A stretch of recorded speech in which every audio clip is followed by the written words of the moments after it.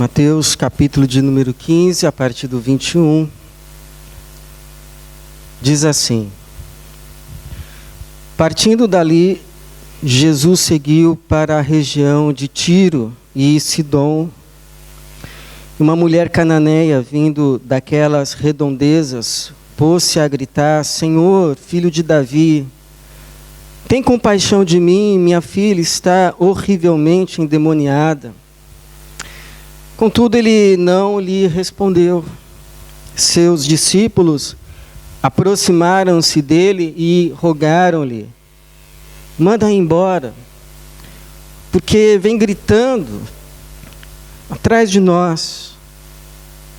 Ele lhes respondeu: eu fui enviado somente às ovelhas perdidas da casa de Israel. Então ela veio e, prostrando-se diante dele, disse: Senhor, socorre-me. Ele, porém, respondeu: não é justo tomar o pão dos filhos e jogá-lo para os cachorrinhos. Ao que ela disse: sim, Senhor, mas até os cachorrinhos comem das migalhas que caem da mesa do dono. Então Jesus respondeu: mulher, grande é a tua fé, seja feito a ti como queres. E desde aquela hora sua filha ficou boa.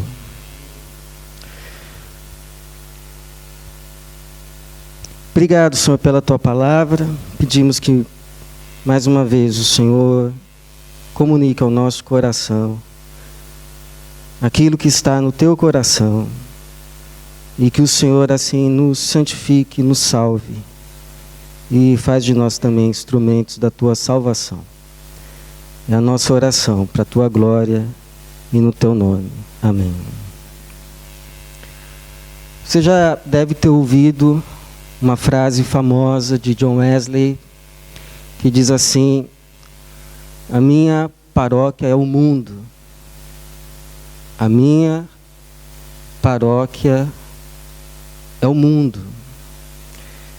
Uma frase que resume com muita precisão, nitidez, a missão da igreja. A missão da igreja, a nossa missão, como aqueles que se dizem seguidores de Jesus nessa terra, nesse mundo, a missão da igreja não se resume à igreja, mas a missão da igreja se estende para fora da igreja. A nossa missão como igreja não é apenas para os que estão aqui na igreja, mas se estende principalmente para os que não estão aqui ainda na igreja. É por isso que Deus nos deixou aqui. Deus nos deixou aqui como sua igreja, não por causa de nós, mas por causa do mundo, a quem Ele amou e entregou o seu Filho. E parece que esse seu Filho tem esse coração, porque nesse texto aqui, ele parece abrir assim uma exceção àquilo que era tradicionalmente o seu ministério. O ministério de Jesus, quando veio, se concentrava em apenas duas regiões: Galileia, mais ao norte, onde estava, por exemplo, Nazaré, e embaixo, mais ao sul, a Judéia, onde estava, por exemplo, Jerusalém, e no meio da Galileia e Judéia, Samaria, por onde ele de quando em vez também passava, e você percebe algumas histórias, mas o ministério de Jesus, territorialmente falando, era delimitado pelo território onde se concentravam os judeus, os descendentes de Abraão, pela carne, pela raça, pelo sangue. Era para os judeus. Mas depois de um tempo ministrando na Galileia, Jesus faz aqui uma incursão para fora daquele território tradicional do seu ministério, voltado para os judeus, para os descendentes de Abraão. Ele é como se atravessasse fronteiras, e ele vai para uma região de não judeus, mas de gentios, ou seja, aqueles que não são judeus, no caso aqui, Tiro e Sidom. Tiro, por exemplo, hoje é onde está o Líbano. Então Jesus, em um momento do seu ministério, saiu das fronteiras de Israel e fez uma incursão ao Líbano. Tiro e Sidom, junto, não sozinho, mas juntamente com os seus 12 discípulos, os 12 apóstolos, que representam e eram de fato, como 12, a igreja seminal. A igreja que mais tarde viria, mostrando, simbolizando talvez, que aqueles que de fato querem andar com Jesus nessa terra, nessa vida, nesse mundo, como de fato autênticos seguidores do Mestre, a quem chamamos Senhor, precisam estar necessariamente dispostos a atravessar fronteiras. Sejam elas, em algumas instâncias de fato, territoriais, sejam elas não necessariamente territoriais, mas talvez as fronteiras do conforto, as fronteiras da segurança, as fronteiras do nosso egoísmo. E o que não é fácil. Aliás, é quase que impossível para nós. Porque a nossa tendência humana não é alargar fronteiras. Não é. A nossa tendência humana é estreitar fronteiras. Reduzir as fronteiras. Selecionar a dedo quem faz parte do nosso território e é alcançado pelas nossas ações, pela nossa vida, pelo que nos é dado, pelo que nos é confiado. Nós não temos a tendência de alargar, nós temos a tendência de diminuir. Tem, por exemplo, pessoas que conseguem estender as suas ações até 3 instâncias no máximo: a si mesmo, a sua casa e a sua igreja. Ele consegue. Eu, casa, igreja. Minhas ações se estendem nessas 3 instâncias, mas ao máximo. Há outros que nem isso. As minhas ações se estendem a mim mesmo e a minha casa, aos meus, a minha família. Mas é só. E há outros que não conseguem nem isso. As minhas ações se estendem apenas a mim. Somente a mim. Eu vivo para mim. Os demais são apenas figurantes na história principal da minha vida, cujo personagem principal sou eu. E é por isso que, diante de uma campanha como essa que iniciamos hoje, em que a gente é chamado por Jesus, a de novo atravessar fronteiras com Ele, para vermos além das nossas fronteiras e enxergar aqueles que estão além delas. Antes de assumirmos esse sim, Jesus, conte comigo, a gente precisa responder a uma pergunta: o que implica esse atravessar fronteiras com Jesus e em nome de Jesus?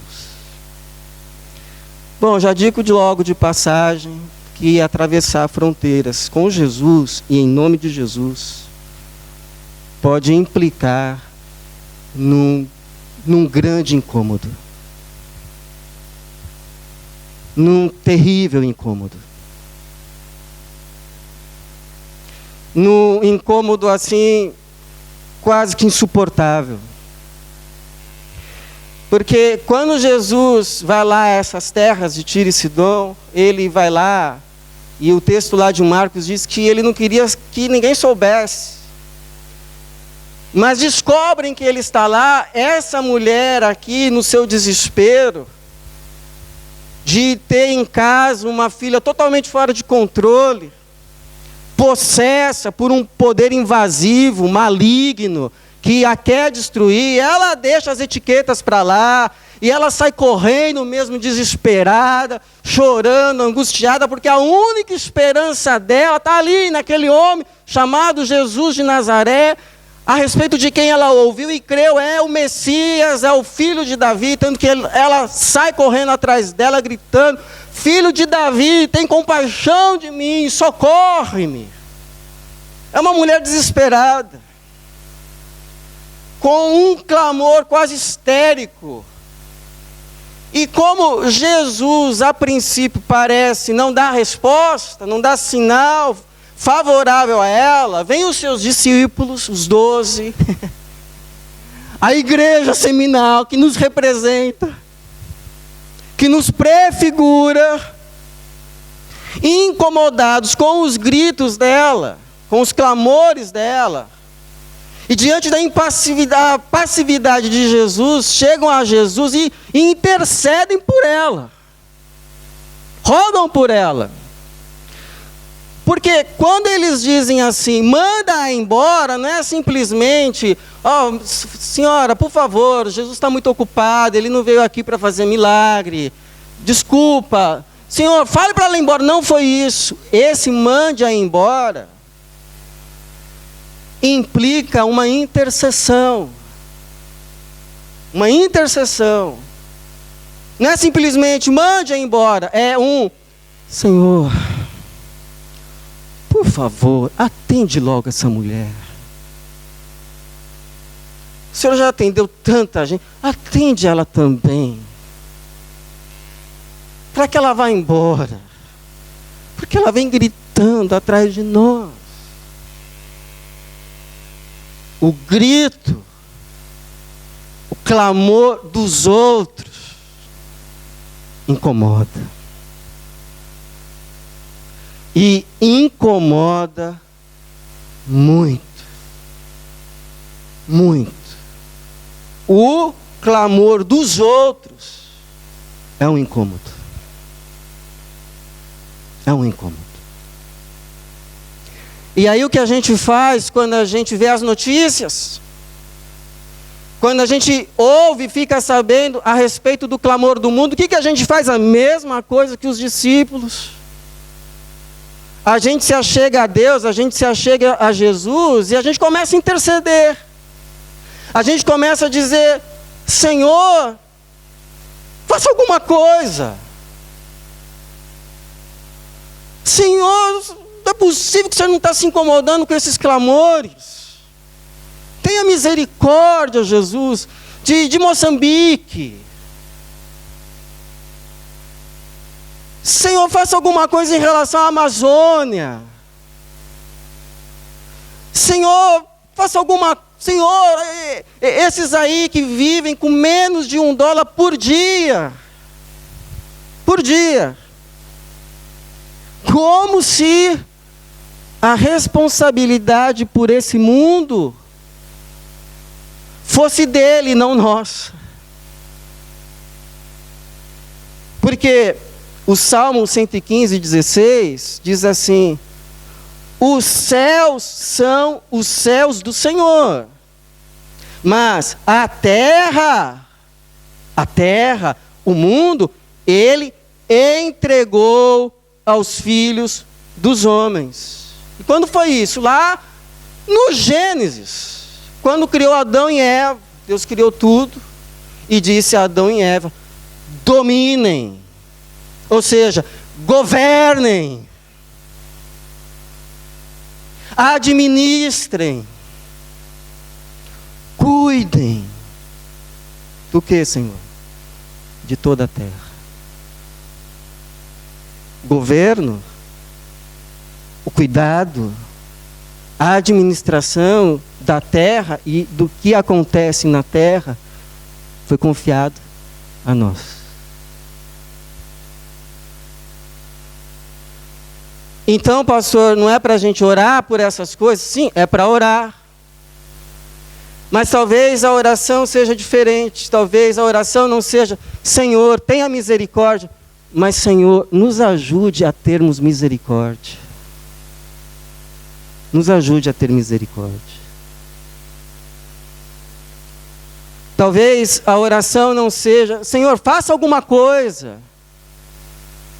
Mas a oração seja: Senhor, o que a gente pode fazer? O que o Senhor espera de nós como igreja? Porque quando Deus olha para a terra, como aconteceu lá em Isaías, e Ele diz, diante do que vê: a quem enviarei? Qual é a nossa resposta? É a mesma do profeta que disse: eis-me aqui, envia-me a mim? Ou é a resposta de Caim: acaso sou guardador do meu irmão? Ou seja, acaso a responsabilidade pelos outros é minha?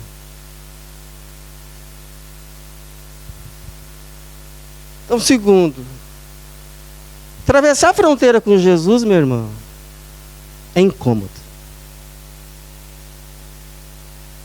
Mas segundo, atravessar a fronteira com Jesus pode implicar em mudança de agenda. Porque você sabe que quando Jesus veio a primeira vez, o foco dele era levantar entre os judeus aqueles que creriam nele.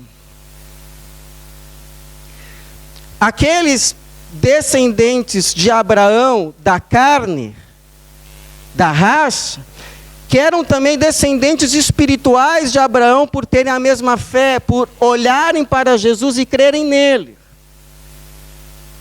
Então, levantados esses judeus crentes, os filhos espirituais de Abraão, os da fé, levantados esses, Jesus ia dizer a esses: bom, agora vão e cumpram a vocação de vocês. Vão a todas as nações e levem o meu evangelho. Façam discípulos de todas as nações. Lembra daquela vocação que Deus deu a Abraão e aos seus descendentes de abençoarem todas as famílias da terra? Então, vocês são os descendentes espirituais de Abraão. Então vão e levantem entre os gentios, ou seja, entre os não-judeus, aqueles também que vão demonstrar fé em Cristo, no Cristo de Deus. E aí então, a soma dos judeus crentes com a soma dos não-judeus, os gentios, que somos nós crentes, formam a igreja de Jesus, a igreja do Cristo. Era uma missão em duas partes. Jesus é enviado para levantar os judeus crentes, e depois ele envia os judeus crentes para levantar os gentios crentes. as ovelhas dele que ainda não estavam nesse rebanho. Duas partes. Mas aqui, ele estava ainda na primeira parte. É por isso que, quando os discípulos dele dizem, atende-a, qual é a resposta dele? Eu não fui enviado senão as ovelhas perdidas da casa de Israel. É por isso que a resposta dele à mulher é, olha, não é certo tirar o pão dos filhos e, antes que eles se fartem, entregar aos cachorrinhos. Ou seja, existe uma ordem. Mas a mulher, que esperava apenas uma migalha, recebeu foi o pão todo. Porque a filha dela foi curada.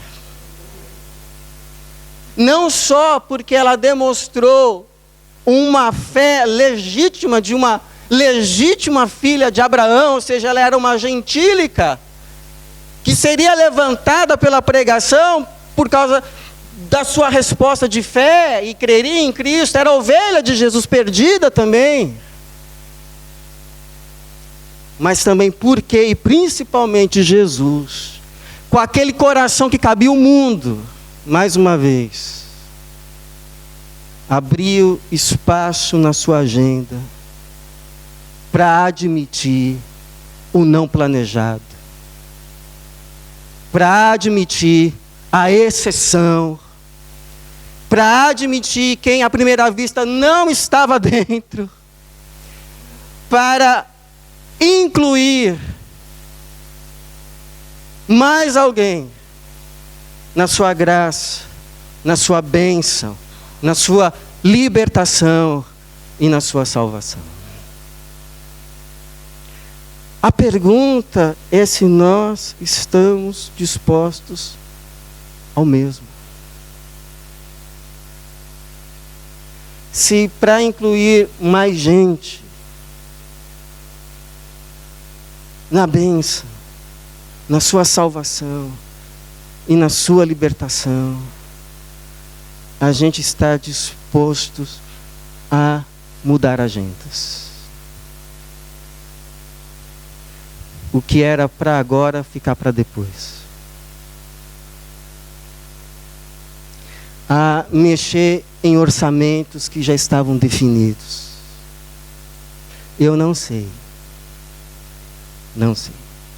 Mas uma coisa eu sei, aliás, duas coisas, biblicamente falando.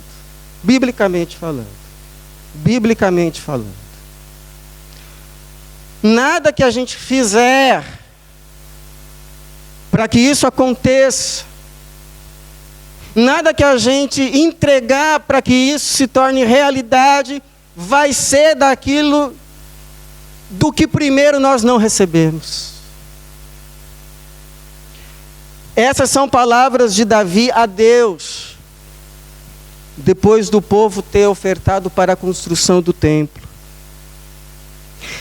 Quem sou eu e quem é o meu povo, para que pudéssemos fazer ofertas tão voluntariamente?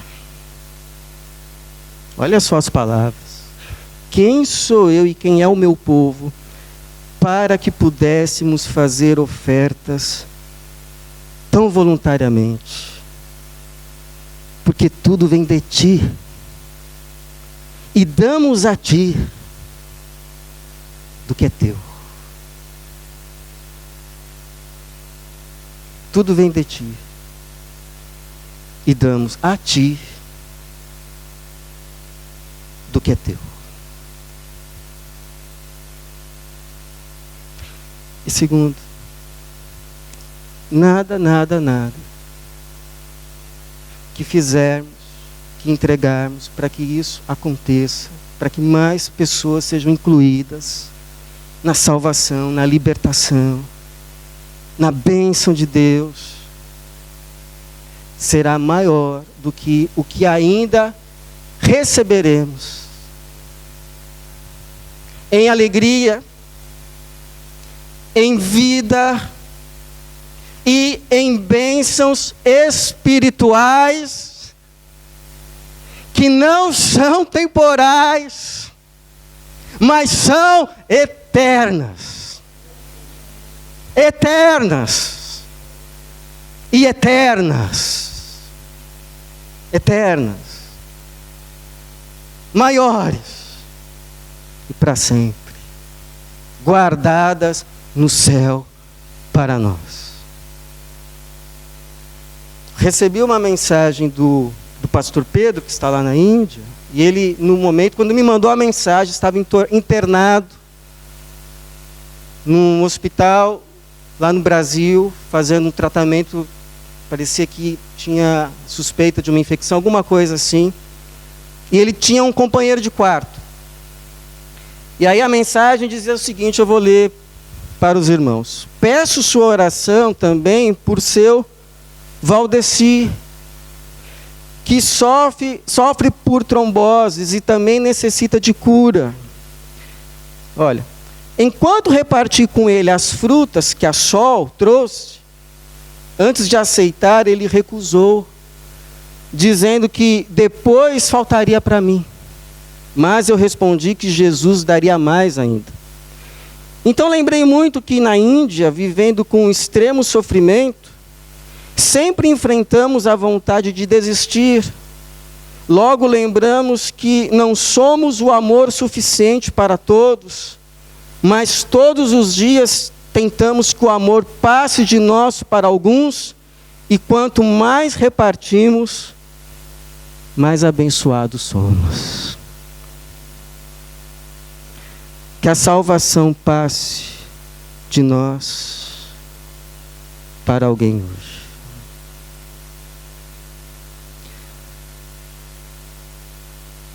Robson Cavalcante,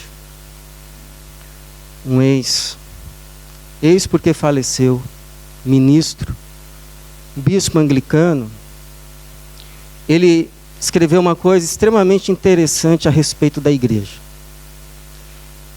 Olha só o que ele diz. A igreja não é o reino de Deus, mas expressão, vanguarda, antecipação e sinal desse mesmo reino. Olha o que vem agora. Nem todos os que estão nela visivelmente estão, de fato são. Nem todos os que nela visivelmente estão, de fato são. E nem todos os que dela são, visivelmente estão. E é verdade. Como o caso dessa mulher, que geograficamente, de raça, não era filha de Abraão, não estava. Mas pela fé, espiritualmente, era. Porque Jesus diz, mulher, grande é a tua fé. E como essa mulher, que é, mas ainda não está, tem muitas outras. Tem muitos outros lá na Coreia, lá no Paraguai, lá no Uzbequistão, lá em Moçambique, lá na Índia, lá em Portugal, lá no Brasil, aqui na Suíça. E é por isso que Jesus nos chama para a gente atravessar as nossas fronteiras, seja elas quais sejam, e irmos até eles, levando a sua bênção, levando a sua libertação e levando a sua salvação. Porque a nossa vocação, irmão, irmã, como povo de Deus, como igreja de Jesus, não é para que a gente seja uma bênção apenas para a nossa família. Para que a gente seja uma bênção apenas para as famílias da igreja. Mas a nossa vocação como povo de Deus é que a gente seja uma bênção para todas e cada uma das famílias da terra. Que o Senhor nos ajude nessa missão, nos abençoe. Em nome de Jesus. Amém.